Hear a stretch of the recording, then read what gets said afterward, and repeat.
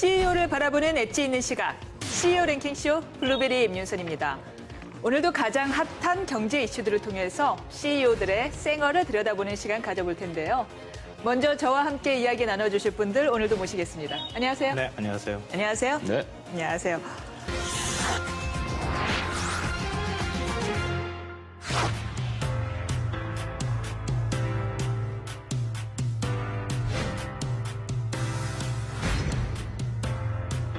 일조 원을 올리는 기업은 대략 500여 개 정도 되는데 300여 개가 재벌그룹 계열사가 대부분을 차지하고 있습니다. 중소기업의 경우에 매출 1조 원을 올린다는 것은 거의 신화를 이루는 것이나 다름없다 이렇게 볼 수 있습니다.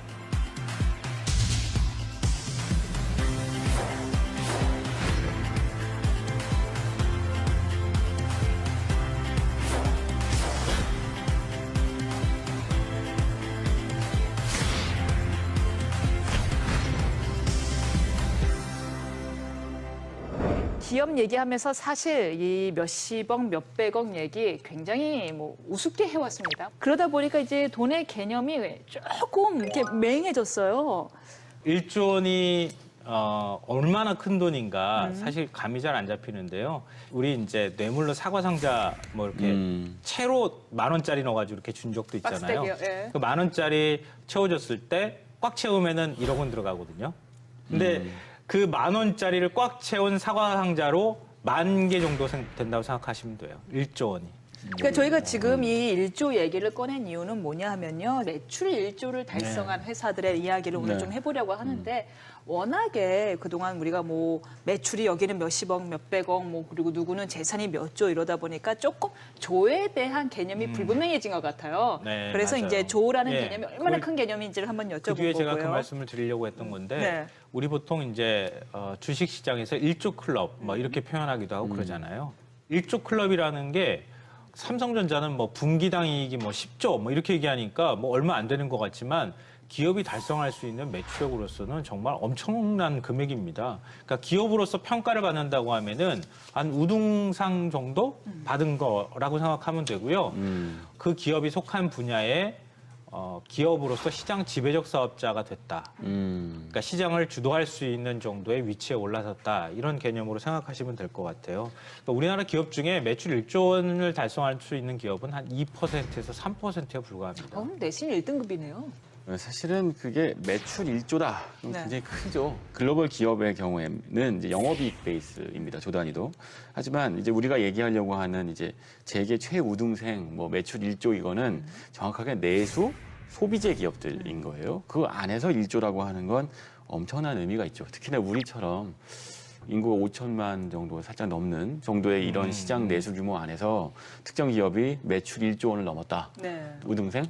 맞죠. 맞습니다. 네. 네. 그러니까 지금 신 기자가 자주 쓰는 말, 그러니까 중우장대. 중우장대. 예, 네. 그런 기업들은 1조 클럽 올라가기가 상대적으로 맞아요. 네. 쉽다고 표현하면 좀 그렇지만 덩어리가 어폐가 자체가 있지만 크죠. 하여튼 덩치가 크니까 맨날 중우장대 하지만 우리가 경박단소. 그게 이제 일반적인 제조업을 맞아요. 의미하거든요. 그러니까 국내에 그런 기업들이 매출 1조를 달성하는 것은 굉장히 어려운 일입니다. 어려운 경제 상황에서도요, 이렇게 자신들만의 경쟁력을 앞세워 매출 1조의 목표를 달성한 기업들이 적지 않은데요. 그 뒤에는 과연 어떤 노력들이 있었을까요?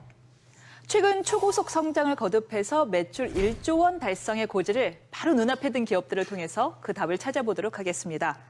매출 1조 기업의 성장 동력, 다음 인물을 통해서 함께 알아보시죠.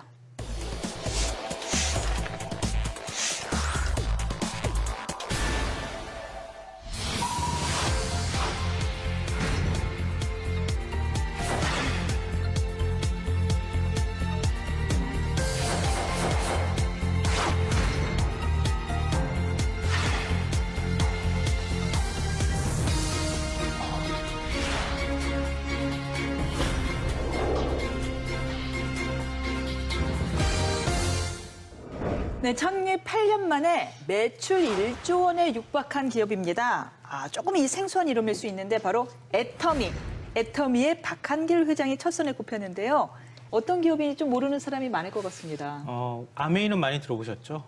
그렇죠. 국내 1위 다단계 업체. 애터미는 그 뒤를 맹추격하고 있는 국내 2위 다단계 업체입니다. 2위예요. 뭐 상당히 큰 업체라고 네. 볼 수 있는데 네. 20년 가까이 월급쟁이 생활을 하던 박한길 회장이 우연히 호주에 출장을 갔었다고 합니다.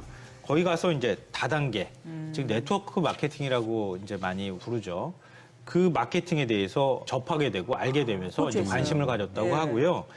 한국 원자력 연구원 여기에서 건강식품을 개발하게 되는데 이걸 전담해서 판매하는 유통회사를 만들게 된 게 바로 애텀이라고 하는 회사예요. 네.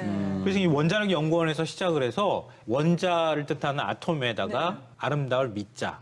그래서 그걸 붙여가지고 애텀이라고 하는 그렇군요. 이제 특이한 형태의 어떤 이름을 줬어요. 근데 애터미가요, 그 처음에 이제 말씀하신 것처럼 건강기능식품을 유통시키는 유통 대행업으로 출발했는데 다이어트 보조제, 건강기능식품, 화장품 이런 게 대부분 이제 다단계 회사들이 하는 제품군이잖아요. 거기 외에 심지어는 이제 김치, 고등어, 멸치, 만두, 국물용 다시마 팩, 뭐 이런 것들까지 같이 판매해서 다양한 제품군이 있답니다.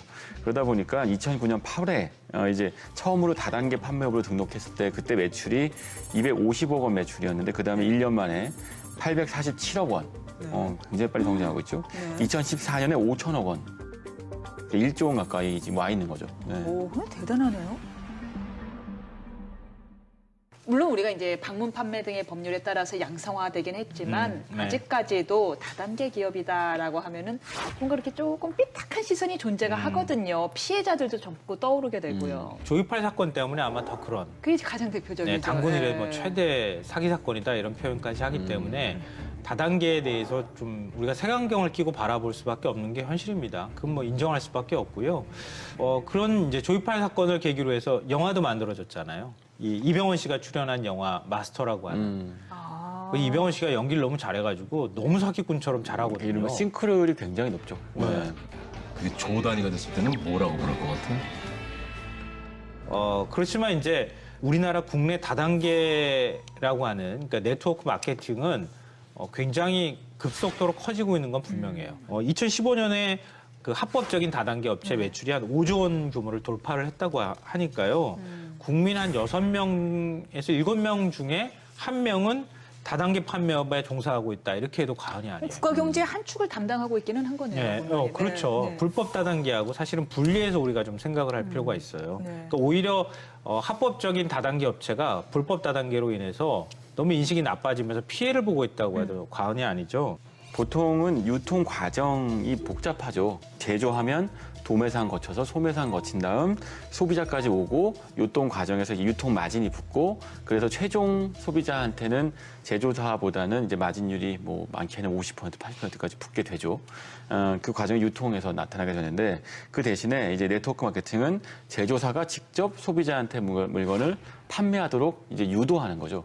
소비자가 주변 사람들한테 자기가 쓰는 제품들을 판매하고 그러니까 소비자이자 판매자가 되는 거예요. 그래서 이제 확산성이 굉장히 큰데 유통 과정이 짧아지게 되는 대신에 뭐 이 영화 보니까 재밌더라 또는 뭐 이 보험 상품 좋더라 뭐 이런 얘기들을 하면서 우리가 그런 가입을 하거나 영화를 보거나 제품상 경험들이 있으시다면 금방 이해하실 수 있을 겁니다. 이로 인해서 좋지도 않은 물건을 강매하고 뭐 이런 부작용이 생겨서 그동안 불법과 합법이 조금 경계가 모호했던 거잖아요. 네. 기존의 불법 다단계 같은 경우에는 이 초기 자본 명목으로 한 100만 원에서 500만 원, 그보다 훨씬 더 큰 금액을 물건을 일괄적으로 구매를 하도록 했어요. 거의 이른바- 강매에 가까운 거죠. 이른바 가입비 명목으로. 네. 가입비 명목으로 강매를 하다시피 했는데 애터미는 가입비가 없다고 합니다. 그냥 사이트 들어가서 그 회원 가입이 되는 거예요. 가입비가 없으니까 누가 추천을 해줬느냐, 추천인을 같이 등록하면 된다고 합니다. 그리고 인터넷이나 상가를 임대하거나 이 온라인을 통해서 애터미 제품을 재판매하는 것도 금지를 하고 있다고 하는데요. 만약에 이게 가능해지면 네. 한 사람이 대량으로 물건을 구매한 뒤에 그거를 또 유통 마진을 붙여서 다른 데 판매를 할 수가 있잖아요. 그런 것을 원천 차단하고 있다고 합니다. 그런 면에서 또 좀 그 다른 데하고는 좀 구분이 되는 면모인 것 같아요. 네.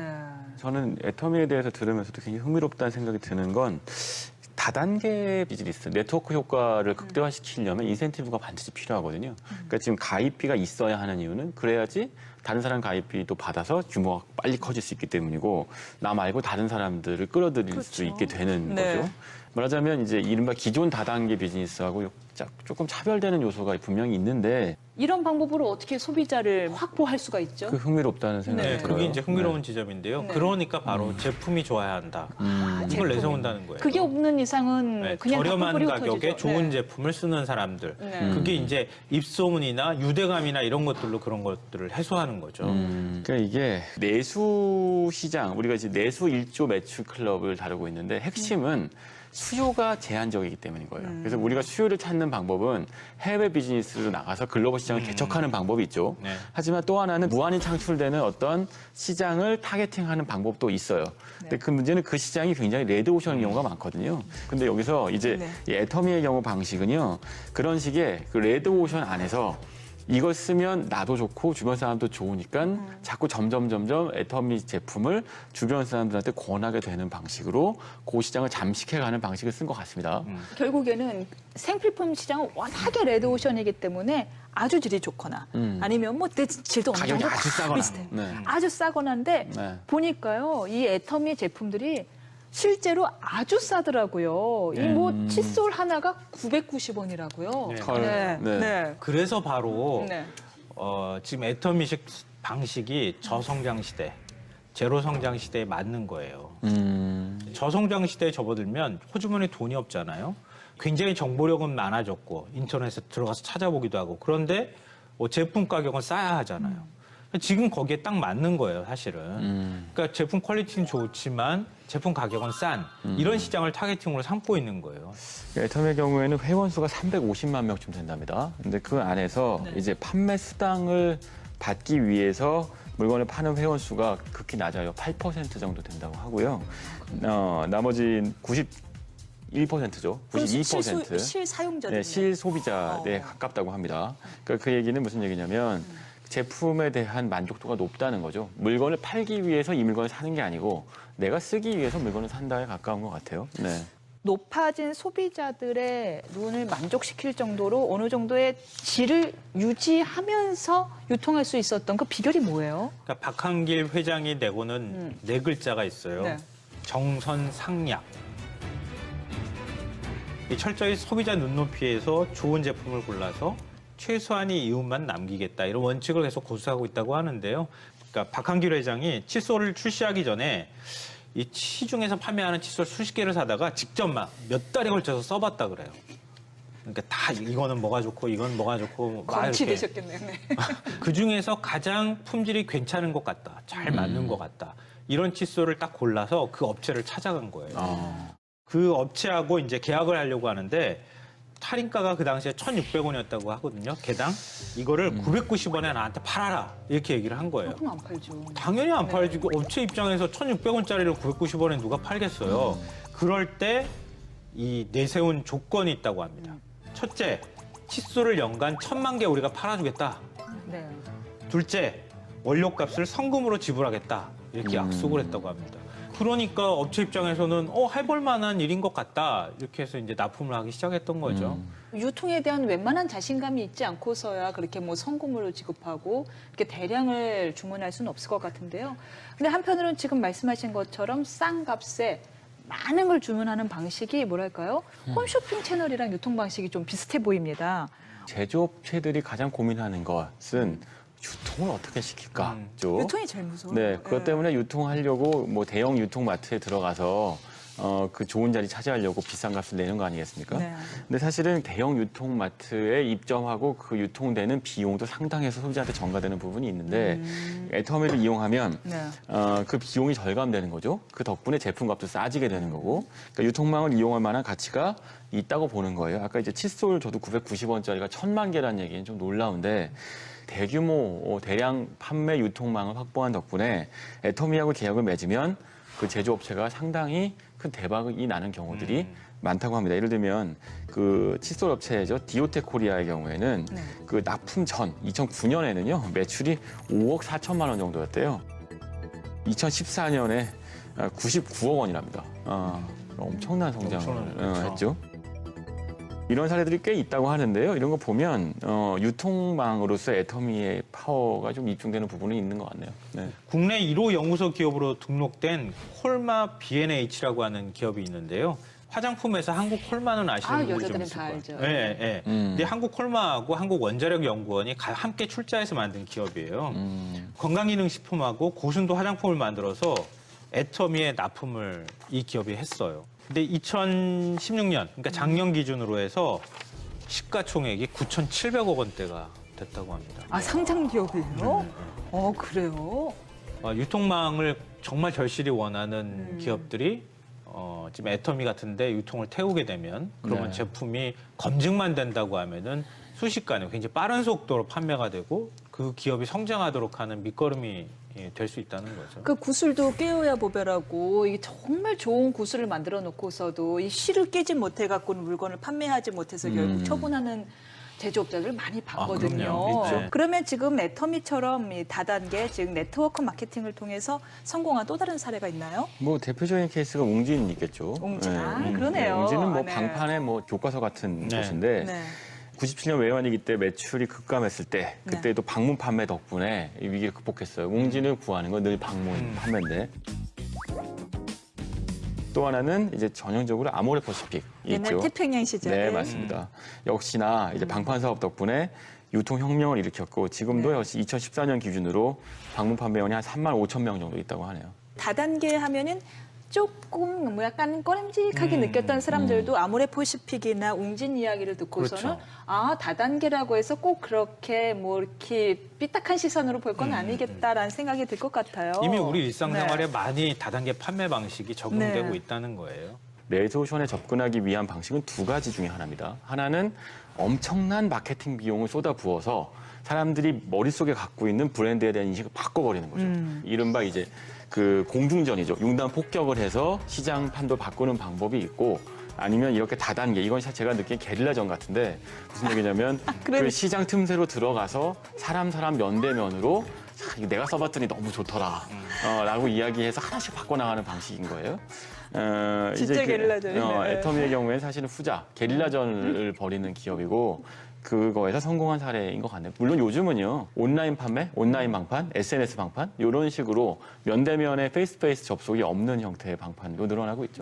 온라인 시대가 온 바람에 오히려 다단계 유통이 좀 더 양성화되는 데 도움이 되지 않았을까 싶습니다. 지금은 질이 담보가 되지 않는 이상 말만으로는 더 이상 소비가 퍼지지가 않으니까요. 온라인으로 다 뒤져보니까. 네. 그러니까 오히려 다단계 업체들이 실력으로 승부할 수밖에 없는 이런 시대가 오고 또 양성화에 일조한 게 아닌가 싶습니다.